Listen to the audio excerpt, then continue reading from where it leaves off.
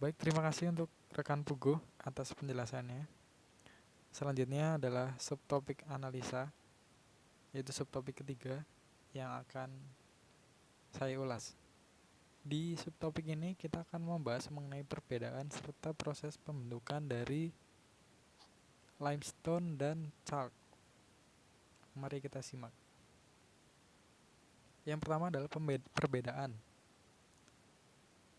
Jadi ada beberapa perbedaan antara limestone dan chalk. Dilihat dari berbagai aspek. Aspek pertama itu adalah tekstur. Jadi teman-teman, untuk tekstur dari limestone ini, bahan ini tuh bertekstur kasar dan juga keras. Sementara untuk chalk ini dia teksturnya lunak dan sangat halus. Jadi kalau misal teman-teman lihat chalk atau menjumpai chalk, itu chalk tersebut itu bisa dihancurkan dengan tangan kosong. Dengan tangan kita sendiri itu bisa dihancurkan tanpa harus menggunakan crusher. Oleh karena itu, bahan chalk ini biasa digunakan pada industri semen tanpa harus membeli alat-alat crusher, alat-alat penghancur. Karena bahannya merupakan bahan yang sangat lunak dan sangat halus. Jadi bisa menghemat biaya dari biaya produksi pabrik yang menggunakan bahan dari chalk. Sementara untuk limestone, seperti yang kita tahu selama ini bahwa bahannya itu merupakan keras dan kasar. Perlu dilakukan pengeboman atau peledakan untuk mengambil raw material limestone dari gunung-gunung kapur. Karena memang bahannya itu sangat keras dan kasar. Dan harus menggunakan alat penghancur atau crusher untuk dijadikan pecahan-pecahan yang lebih kecil. Direduksi ukurannya. Lalu untuk aspek berikutnya yaitu aspek komposisi. Jadi dalam komponen semen itu ada 3 komposisi sebenarnya. Tapi di referensi ini cuma ada 2. Yaitu yang pertama adalah calcite, yang kedua adalah aragonite, dan sebenarnya itu ada satu lagi, yaitu ada tiga komposisi, yaitu adalah ferronite. Nah, untuk limestone sendiri dia itu mempunyai 2 komposisi, yaitu terdiri atas calcite dan aragonite. Sementara untuk chalk dia hanya mempunyai atau hanya komposisinya hanya terdiri dari calcite. Jadi bisa dilihat sendiri teman-teman, mungkin kalau iseng ya cari di YouTube, banyak orang yang mencoba untuk memakan kapur chalk, dan efeknya kalau di video tersebut itu tidak membahayakan ya, mungkin karena memang hanya terdiri dari calcite.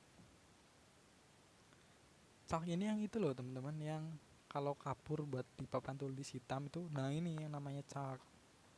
Jadi kalau ada bongkahan chalk atau gunung-gunung chalk ini, kalau kita ambil serpihannya sedikit saja itu bisa untuk menulis, sudah bisa dipakai untuk menulis. Terus lanjut aspek ketiga yaitu kandungan batu api atau kandungan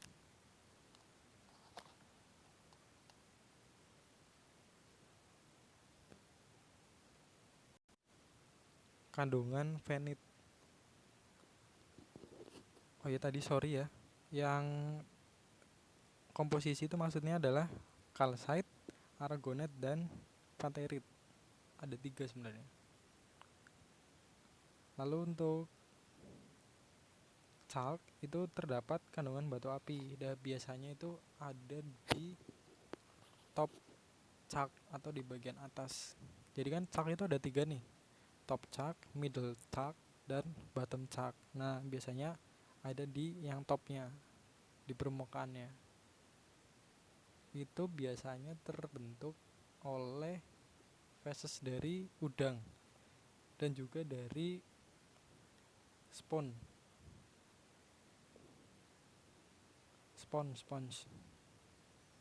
Ya, terus dari aspek yang terakhir adalah aspek penggunaan. Limestone biasanya itu digunakan untuk bahan berbagai proyek arsitektur. Ya, seperti yang kita tahu sendiri di PT SBI kan banyak produknya untuk pembangunan jalan, pembangunan gedung, pembangunan jembatan, pembangunan perkantoran, pembangunan rumah dan lain-lain. Karena bahannya ini merupakan bahan yang keras dan kasar. Jadi dia bakal terjamin akan kokoh untuk bangunan-bangunan arsitektur. Sementara untuk cat digunakan biasanya sebagai bahan bakar quicklime dan slackline. Quicklime itu yang sebelumnya pernah saya jelaskan atau CaO. Rumusnya adalah CaO. Kalau slackline itu CaO yang setelah dicampur H2O. Maka timbullah yang dinamakan slackline. Itu ya perbedaan dari limestone dan chalk. Lalu untuk proses pembentukannya, ini ada sedikit video dari YouTube. Sebelumnya mohon maaf karena ini jujur saya rekam di HP dan belum support untuk insert video. Jadi kami cuma bisa mencantumkan link biar nanti kami coba untuk diklik dulu.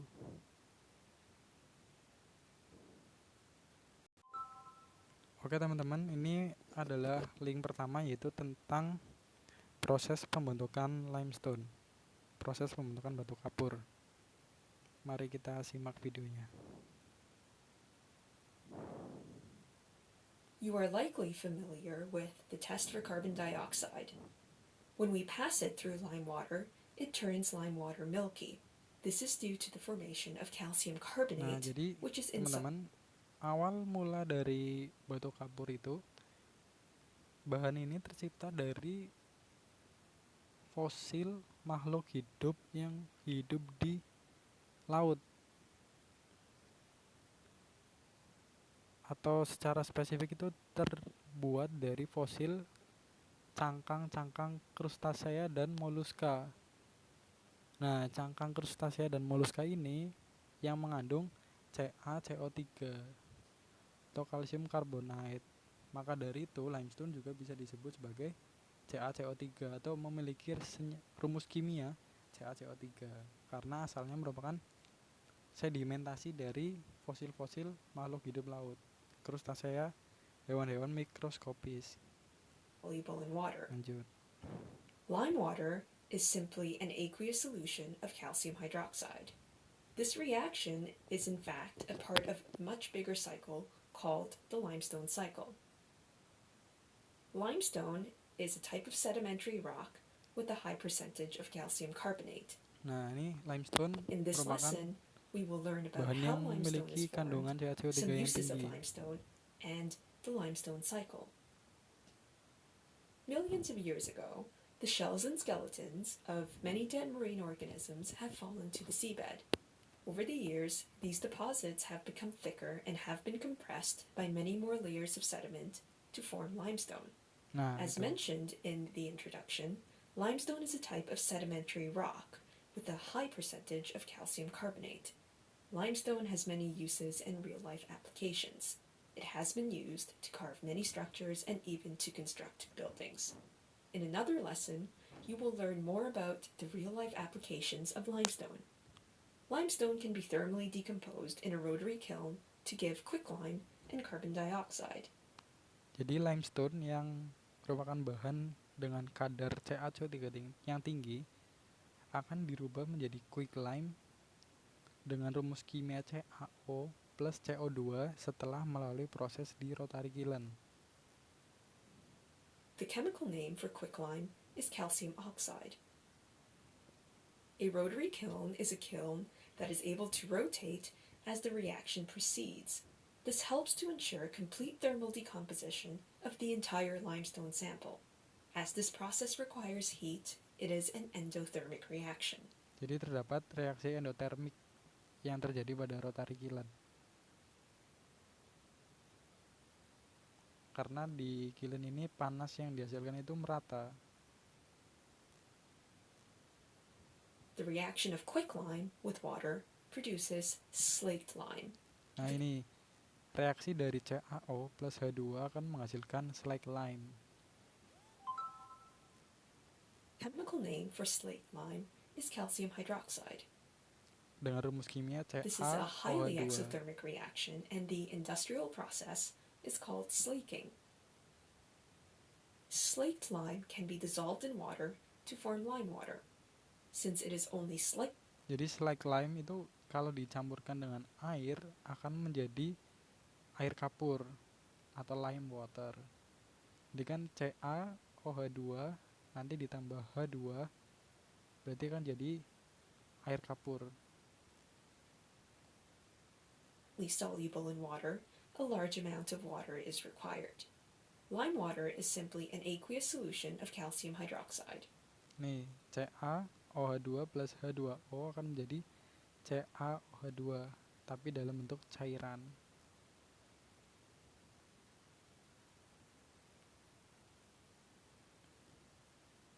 As you can see, we have almost completed the limestone cycle.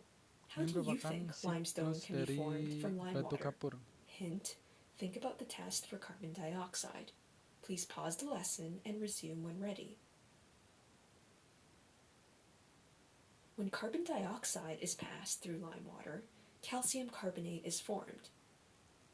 Saat CO2 dialirkan menuju lime water atau air kapur dengan rumus kimia CaOH2, maka akan terjadi reaksi dan membentuk senyawa CaCO3. If we continue to pass carbon dioxide through lime water, it will turn clear again because of the formation of calcium hydrogen carbonate. Dan apabila diteruskan mengalirkan CO2 kepada tabung reaksi yang satunya, maka akan terbentuk CaHCO3 dan air kapur tersebut akan menjadi bening. As calcium carbonate is insoluble in water, this is why lime water appears milky. Nah ini, saat CaOH2 bereaksi dengan CO2, maka akan menghasilkan CaCO3 plus H2O. Nah inilah mengapa air pada tabung reaksi yang tadi yang terbentuk CaCO3 itu berbentuk atau berwarna seperti susu. We have now completed the limestone cycle. Ya, ini merupakan siklus lengkap dari batu kapur. Jadi awalnya kan batu kapur itu merupakan batuan sedimen yang kaya akan CaCO3. Lalu diolah, diproses melalui rotary kiln sehingga menghasilkan CaO atau quicklime plus CO2 yang dikeluarkan. Quicklime nantinya akan dicampurkan dengan air sehingga menghasilkan slaked lime atau CaOH2.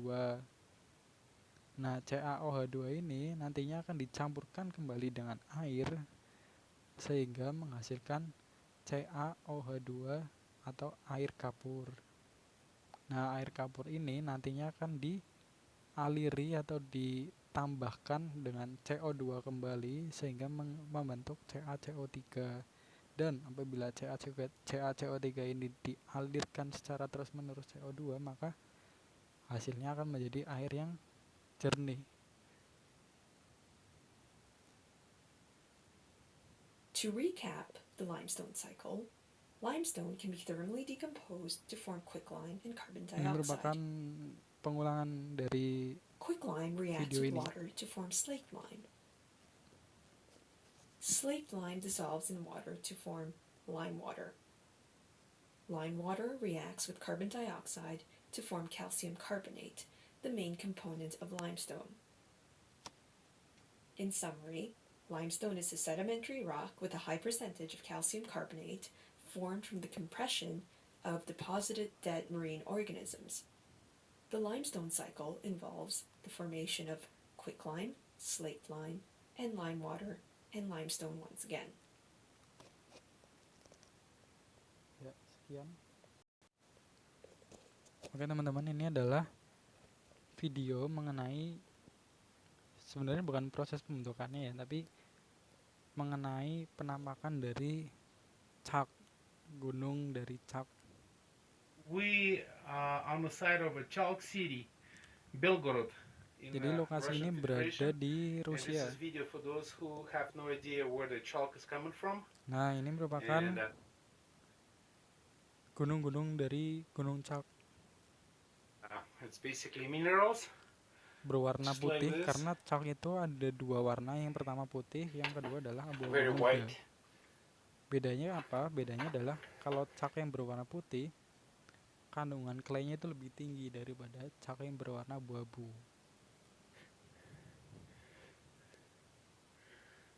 Beautiful white minerals. So you don't need to buy chalk Sifat dari in the chalk store. adalah batuan yang lunak dan sangat halus. peel these Maka pieces. kalau kita remuk dengan tangan, And ambil serpihannya itu we'll bisa. try to write something with this Tanpa chalk. harus diledakkan terlebih dahulu. Nah, berwarna cerah, putih cerah seperti susu.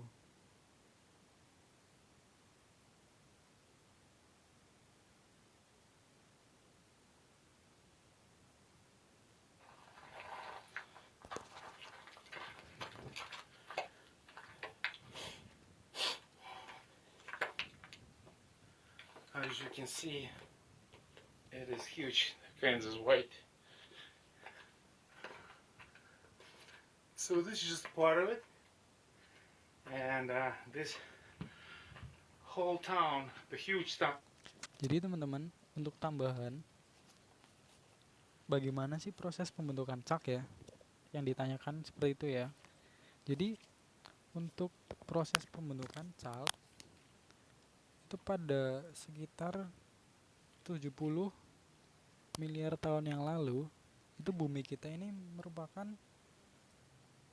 bumi yang mengalami iklim rumah kaca atau greenhouse climate. Jadi pada saat itu temperatur di bumi hanya sekitar 26 derajat Celcius. Dan pada saat itu tidak terdapat bongkahan es. Karena es pada saat itu telah mencair semua, sehingga efeknya adalah terdapat peningkatan tinggi dari permukaan air laut. Mencapai kurang lebih sekitar 600 meter dari awal mulanya. Jadi pada masa itu, kedalaman dari laut itu mencapai 200 sampai 300 meter. Karena pada saat itu tidak terdapat bongkahan es, terus terdapat iklim rumah kaca dan temperaturnya sebesar 26 derajat Celcius, maka pada saat itu wilayah bumi itu kebanyakan adalah lautan. Wilayah daratnya itu sedikit sekali. Sehingga akibatnya apa? Akibatnya adalah hewan-hewan yang tinggal di daratan itu kebanyakan pada tenggelam. Dan kebanyakan itu merupakan hewan-hewan serangga yang tenggelam ke laut. Nah, setelah fase yang berulang-ulang, sedimentasi, maka fosil atau bangkai dari hewan-hewan ini akan menjadi fosil.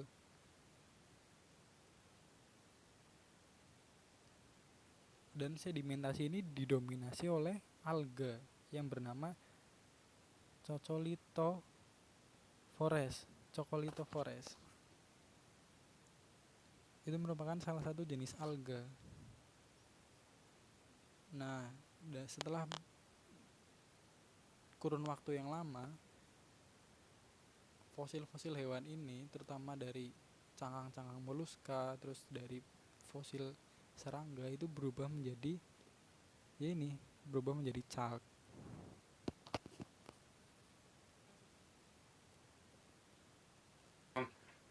This built Dan untuk on daya this tahan chalk. dari chalk yang berada di laut ini itu sekitar I 30 wish this to be miliar gold, tahun. but let's see.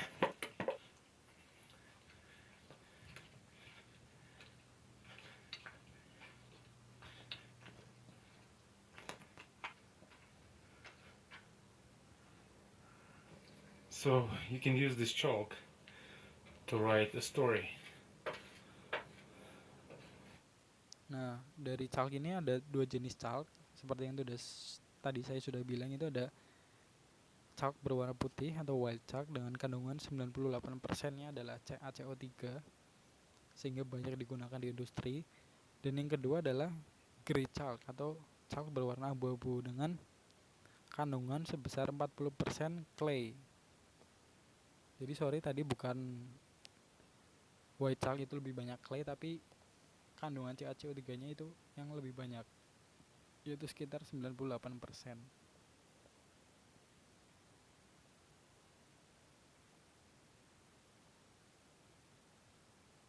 Terus selain dari alga, terus hewan-hewan moluska, serangga, di sini plankton pun juga berperan untuk membentuk chalk ini.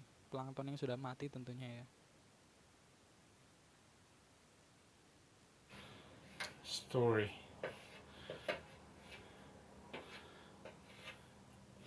That's it. What? Thanks for watching the video. And again, this was Ya kurang lebih sekian video dari yang bisa saya sampaikan.